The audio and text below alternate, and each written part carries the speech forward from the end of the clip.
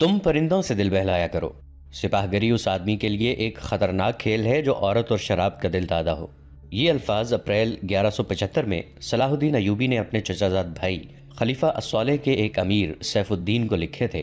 ان دونوں نے صلیبیوں کو درپردہ مدد اور زر و جواہرات کا لالچ دیا اور صلاح الدین ایوبی کو شکست دینے کی سازش کی تھی۔ صلیبی یہی چاہتے تھے۔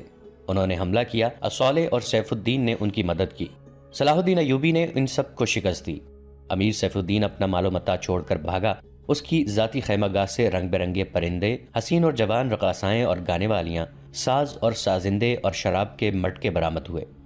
صلاح الدین ایوبی نے پرندوں کو، ناچنے گانے والیوں اور ان کے سازندوں کو رہا کر دیا اور امیر سیف الدین کو اس مضمون کا خط لکھا: تم دونوں نے کفار کی پشت پناہی کر کے ان کے ہاتھوں میرا نام و نشان مٹانے کی ناپاک کوشش کی، مگر یہ نہ سوچا کہ تمہاری یہ سازش عالم اسلام کا بھی نام و نشان مٹا سکتی ہے۔ تم اگر مجھ سے حسد کرتے تھے تو مجھے قتل کرا دیا ہوتا۔ تم مجھ پر 2 قاتلانہ حملے کرا چکے ہو، دونوں ناکام رہے۔ اب ایک اور کوشش کر دیکھو، ہو سکتا ہے کامیاب ہو جاؤ۔ اگر تم مجھے یہ یقین دلا دو کہ میرا سر میرے تن سے جدا ہو جائے تو اسلام اور زیادہ سربلند ہوگا، تو رب کعبہ کی قسم میں تمہاری تلوار سے اپنا سر کٹواؤں گا اور تمہارے قدموں میں رکھ دینے کی وصیت کروں گا۔ میں تمہیں صرف یہ بتا دینا چاہتا ہوں کہ کوئی غیر مسلم مسلمان کا دوست نہیں ہو سکتا۔ تاریخ تمہارے سامنے ہے، اپنا ماضی دیکھو۔ شاہ فرینک اور ریمانڈ جیسے اسلام دشمن صلیبی تمہارے دوست صرف اس لیے بنے کہ تم نے انہیں مسلمانوں کے خلاف میدان میں اترنے کی شے اور مدد دی تھی۔ اگر وہ کامیاب ہو جاتے تو ان لوگوں کا اگلا شکار تم ہوتے، اور اس کے بعد ان کا یہ خواب بھی پورا ہو جاتا کہ اسلام صفحہ ہستی سے مٹ جائے۔ تم جنگجو قوم کے فرد ہو، فن سپاہ گری تمہارا قومی پیشہ ہے۔ ہر مسلمان اللہ کا سپاہی ہے، مگر ایمان بنیادی شرط ہے۔ تم پرندوں سے ہی دل بہلایا کرو۔ سپاہ گری اس آدمی کے لیے ایک خطرناک کھیل ہے جو عورت اور شراب کا دل دادا ہو۔ میں تم سے درخواست کرتا ہوں کہ میرے ساتھ تعاون کرو اور میرے ساتھ جہاد میں شریک ہو جاؤ۔ اگر یہ نہ کر سکو تو میری مخالفت سے باز آ جاؤ، میں تمہیں کوئی سزا نہیں دوں گا۔ اللہ تمہارے گناہ معاف کرے، آمین۔ صلاح الدین ایوبی۔ ایک یورپی مورخ لین پول لکھتا ہے کہ صلاح الدین ایوبی کے ہاتھ جو مال غنیمت لگا اس کا کوئی حساب نہیں تھا۔ جنگی قیدی بھی بے انداز تھے۔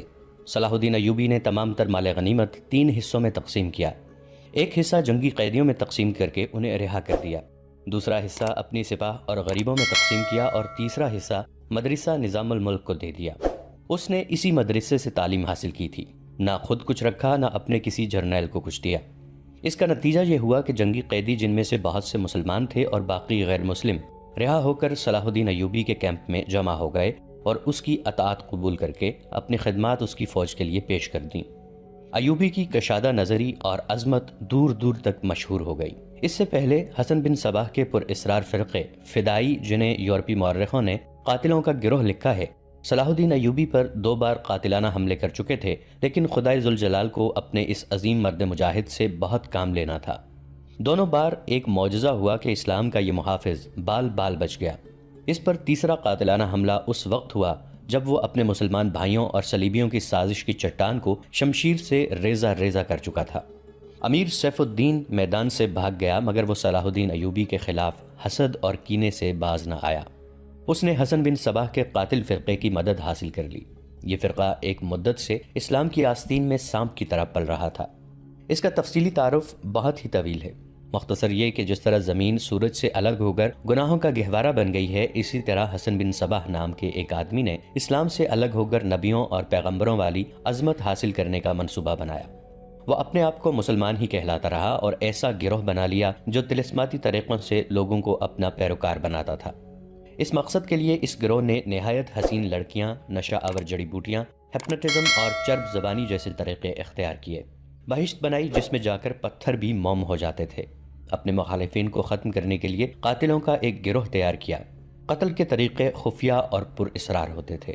اس فرقے کے افراد اس قدر چالاک، ذہین اور نڈر تھے کہ بھیس اور زبان بدل کر بڑے بڑے جرنیلوں کے باڈی گارڈ تک بن جاتے تھے، اور جب کوئی پر اسرار طریقے سے قتل ہو جاتا تھا تو قاتلوں کا سراغ ہی نہیں ملتا تھا۔ کچھ عرصے کے بعد یہ فرقہ قاتلوں کا گروہ کے نام سے مشہور ہو گیا۔ یہ لوگ سیاسی قتل کے ماہر تھے، زہر بھی استعمال کرتے تھے جو حسین لڑکیوں کے ہاتھوں شراب میں دیا جاتا تھا۔ بہت مدت تک یہ فرقہ اسی مقصد کے لیے استعمال ہوتا رہا۔ اس کے پیروکار فدائی کہلاتے تھے۔ صلاح الدین ایوبی کو نہ حسین لڑکیوں سے دھوکہ دیا جا سکتا تھا، نہ شراب سے۔ وہ ان دونوں سے نفرت کرتا تھا۔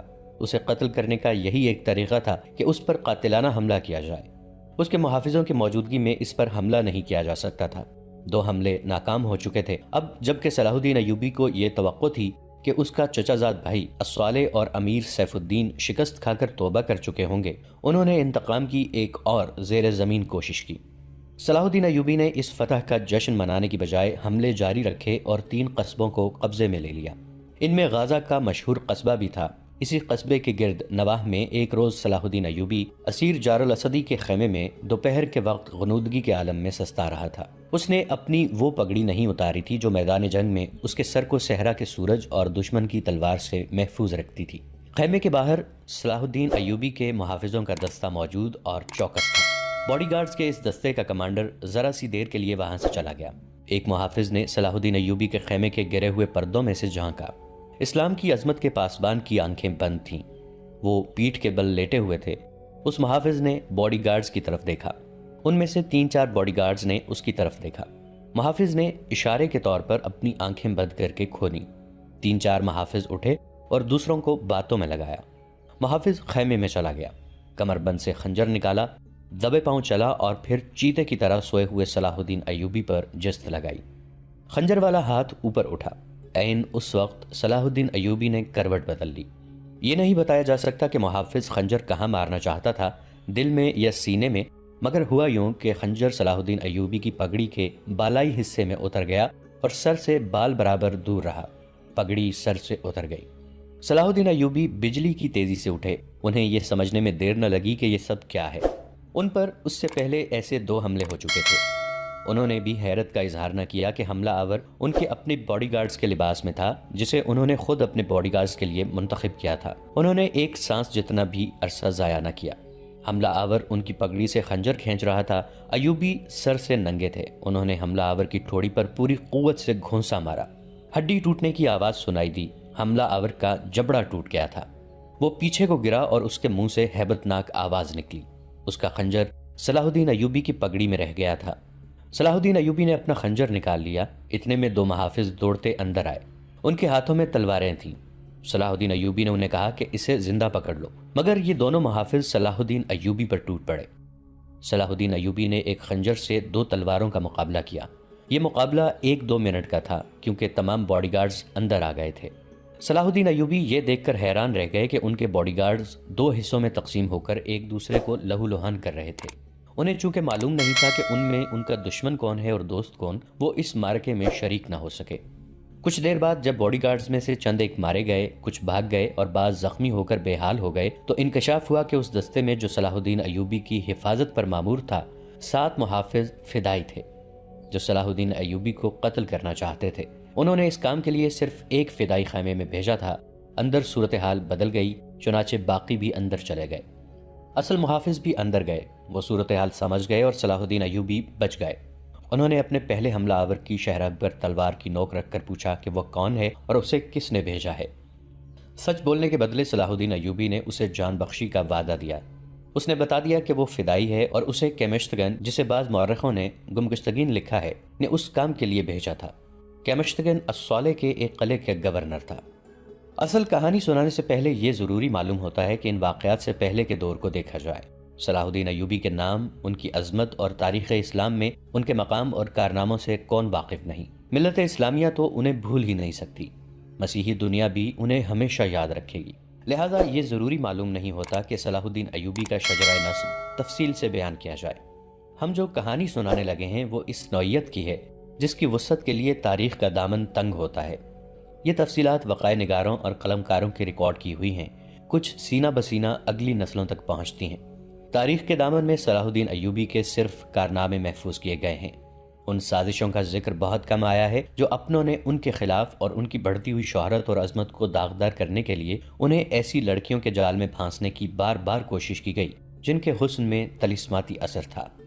تاریخ اسلام کا یہ حقیقی ڈرامہ 23 مارچ 1169 کے روز سے شروع ہوتا ہے، جب صلاح الدین ایوبی کو مصر کا وائسرائے اور فوج کا کمانڈر ان چیف بنایا گیا۔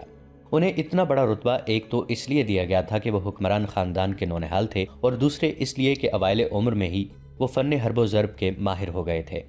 سپاہ گری ورثے میں ہی پائی تھی۔ ان کے ذہن میں حکمرانی کے معنی بادشاہی نہیں، اسلام کی پاسبانی اور قوم کی عظمت اور فلاح و بہبود تھی۔ ان کا جب شعور بیدار ہوا تو پہلی خلش یہ محسوس کی کہ مسلمان حکمرانوں میں نہ صرف یہ کہ اتحاد نہیں، بلکہ وہ ایک دوسرے کی مدد سے بھی گریز کرتے تھے۔ وہ عیاش ہو گئے تھے۔ شراب اور عورت نے جہاں ان کی زندگی رنگین بنا رکھی تھی، وہیں عالم اسلام اور خدا کے اس عظیم مذہب کا مستقبل تاریک ہو گیا تھا۔ ان امیروں، ان کے وزیروں اور مشیروں کے حرم غیر مسلم لڑکیوں سے بھرے ہوئے ہوتے تھے۔ زیادہ تر لڑکیاں یہودی اور عیسائی تھیں، جنہیں خاص تربیت دے کر ان حرموں میں داخل کیا گیا تھا۔ غیر معمولی حسن اور اداکاری میں کمال رکھنے والی یہ لڑکیاں مسلمان حکمرانوں اور سربراہوں کے کردار اور قومی جذبے کو دیمک کی طرح کھا رہی تھیں۔ اس کا نتیجہ یہ تھا کہ صلیبی، جن میں فرینک، فرنگی خاص طور پر قابل ذکر ہیں، مسلمانوں کی سلطنتوں کے ٹکڑے ہڑپ کرتے چلے جا رہے تھے، اور بعض مسلم حکمران شاہ فرینک کو سالانہ ٹیکس یا جزیہ ادا کر رہے تھے، جس کی حیثیت غنڈہ ٹیکس کی سی تھی۔ صلیبی اپنی جنگی قوت کے رعب سے اور چھوٹے موٹے حملوں سے حکمرانوں کو ڈراتے رہتے، کچھ علاقے پر قبضہ کر لیتے، تاوان اور ٹیکس وصول کرتے تھے۔ ان کا مقصد یہ تھا کہ آہستہ آہستہ دنیا اسلام کو ہڑپ کر لیا جائے۔ مسلمان حکمران اپنی رعایا کا خون چوس کر ٹیکس دیتے رہتے تھے۔ ان کا مقصد یہ تھا کہ انہیں عیش و عشرت میں پریشان نہ کیا جائے۔ فرقہ پرستی کے بیج بھی بو دیے گئے تھے۔ ان میں سب سے زیادہ خطرناک فرقہ حسن بن صباح کا تھا، جو صلاح الدین ایوبی کی جوانی سے ایک صدی پہلے معرض وجود میں آیا تھا۔ یہ مفاد پرستوں کا فرقہ تھا، بے حد خطرناک اور پر اسرار۔